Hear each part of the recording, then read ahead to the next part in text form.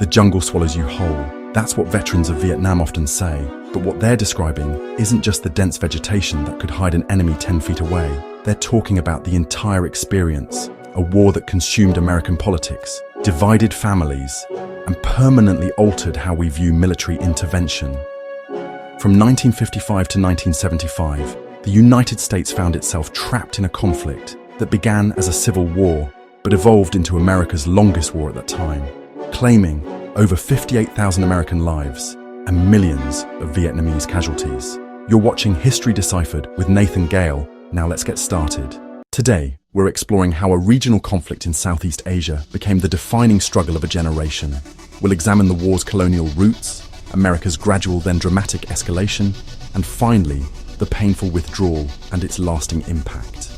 What began as an ideological stand against communism's spread became a quagmire that fundamentally changed American society and Southeast Asia forever. To understand Vietnam, we need to go back to World War II, when Japanese forces occupied French Indochina. When Japan surrendered in 1945, a power vacuum emerged, and Vietnamese revolutionary Ho Chi Minh seized the opportunity. Standing before thousands in Hanoi, he declared independence, founding the Democratic Republic of Vietnam. It was a powerful moment that Americans should have recognized after all. Ho Chi Minh actually borrowed phrases directly from our own Declaration of Independence. But France wanted its colony back, and the First Indochina War erupted. Despite massive American financial support for the French, about $2.6 billion between 1950 and 1954, or around $25 billion in today's money, Vietnamese nationalists achieved a stunning victory at Dien Bien Phu in 1954. I mean, picture this, a professional European army with superior technology, defeated by a force of determined guerrilla fighters who literally carried artillery pieces up steep mountains by hand to secure the high ground. It was an astonishing display of determination that should have served as a warning. The Geneva Accords that followed temporarily divided Vietnam at the 17th parallel, with elections planned for 1956 to reunify the country. Here's where things get really interesting. With American backing, a man named Ngo Dinh Diem established a separate government in South Vietnam and refused to participate in the planned elections.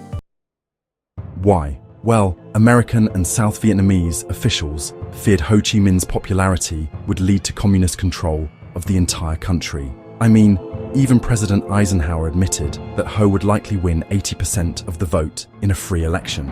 So instead of allowing democratic processes to unfold, we helped establish a government in the South that quickly became known for corruption and brutal suppression of political opponents. What began as limited support under Presidents Eisenhower and Kennedy, financial aid, and a few thousand military advisors, dramatically changed under Lyndon Johnson. The catalyst was the Gulf of Tonkin incident in August 1964, where North Vietnamese boats allegedly attacked American destroyers.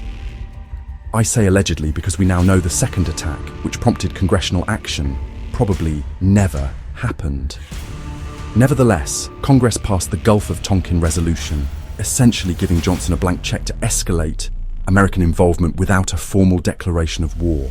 March 1965 marked the point of no return. Johnson launched Operation Rolling Thunder, a sustained bombing campaign against North Vietnam that was initially planned to last 8 weeks, but continued for more than 3 years. Simultaneously, the first American combat troops landed on the beaches near Da Nang. The escalation was rapid and staggering. By 1968, more than 500,000 American soldiers were fighting in Vietnam. Let that sink in. 500,000 American troops fighting halfway around the world in jungles and rice paddies against an enemy that blended perfectly with the civilian population. The strategy seemed simple on paper. General William Westmoreland pursued a war of attrition, believing that superior American firepower would eventually break the enemy's will to fight. The approach led to search and destroy missions, massive bombing campaigns, and a focus on body counts as a metric of success. Between 1965 and 1973, the United States dropped over 7.5 million tons of bombs on Vietnam, Laos, and Cambodia, more than all bombs dropped during the entirety of World War II. But the North Vietnamese and Viet Cong had their own strategy. General Vo Nguyen Giap, who had defeated the French, understood he couldn't win conventionally against American power. Instead, he pursued what he called protracted warfare, extending the conflict, avoiding major battles unless victory was certain, and gradually wearing down American resolve. As Guyap famously noted, the Americans expected to win the war quickly, but we were prepared to fight for 20 or 100 years. And it became increasingly clear that American technology and firepower weren't delivering victory against an enemy fighting on their home soil for national unification. The turning point came in January 1968 with the Tet Offensive. On the Vietnamese Lunar New Year, when a ceasefire was traditionally observed, North Vietnamese forces and Viet Cong launched coordinated attacks across South Vietnam, including the American embassy in Saigon. Though the offensive was militarily unsuccessful for the communists, who suffered heavy casualties, the psychological impact was devastating. For years, the Johnson administration had assured Americans that victory was just around the corner, that we were making progress. The Tet Offensive shattered those claims. As Walter Cronkite, America's most trusted newscaster, famously declared after witnessing the fighting firsthand, it seems now more certain than ever that the bloody experience of Vietnam is to end in a stalemate. When Johnson heard Cronkite's report, he reportedly said, "If I've lost Cronkite, I've lost Middle America."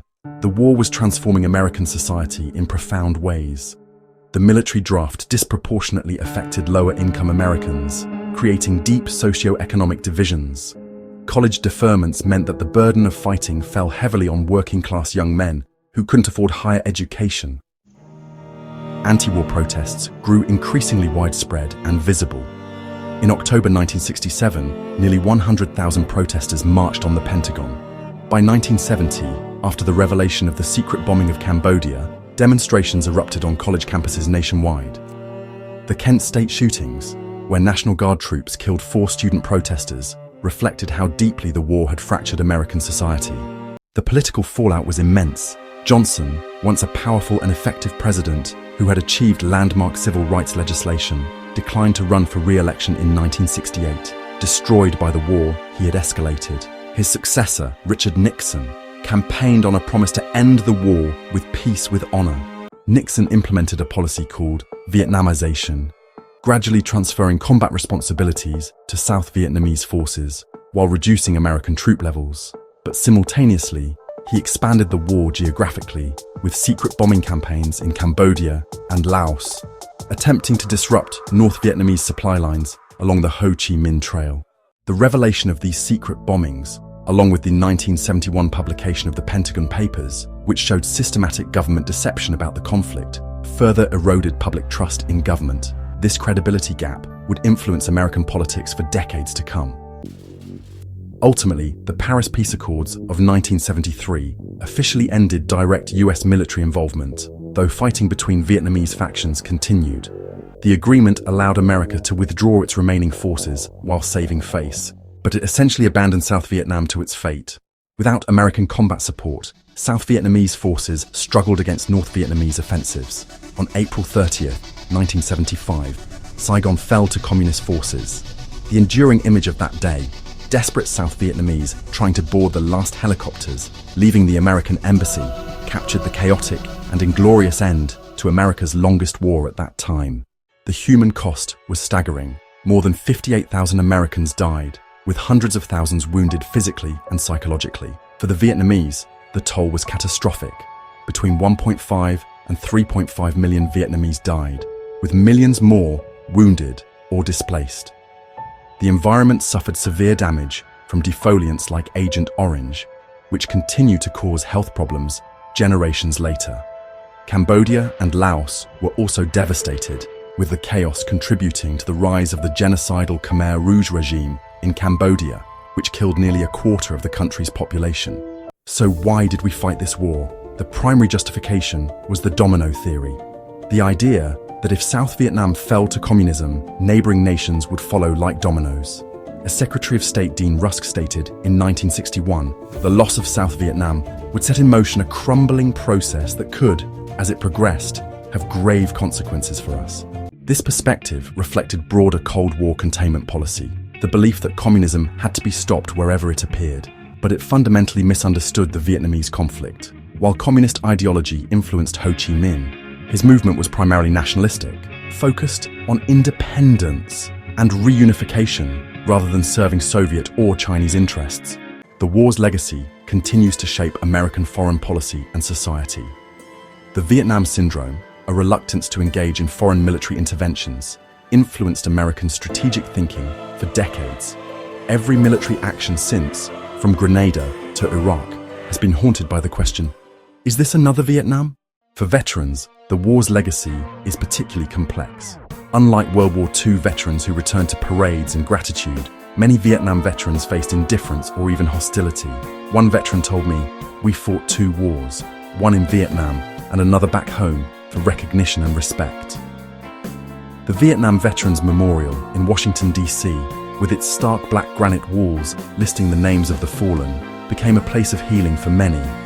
When it was unveiled in 1982, veterans who had never spoken about their experiences found themselves overcome with emotion, finally feeling that their sacrifice was acknowledged. For Vietnam itself, the war's end brought reunification under communist rule, but also years of economic hardship and international isolation. Only in the late 1980s, with economic reforms known as Doi Moi, did Vietnam begin to experience significant economic growth.